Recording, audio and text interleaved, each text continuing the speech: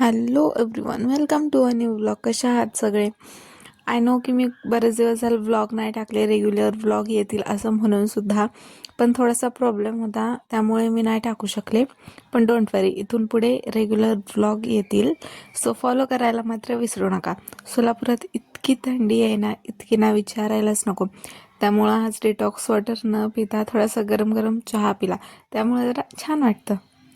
मग फटाफट रेडी वगैरे झाले आणि रेडी होणार आणि चष्मा नाही घालणार असं तर कधी नाही होणार, कारण की काहीही नसलं तरी चालेल, पण चष्मा पाहिजे. चष्म्याशिवाय सगळं अडतं माझं तरी.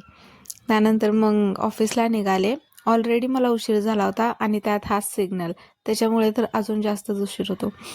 आणि मग नंतरनी गेल्यानंतरनी आजचं जे सगळं काम होतं ते सगळं पूर्ण केलं आणि संध्याकाळी घरी आले.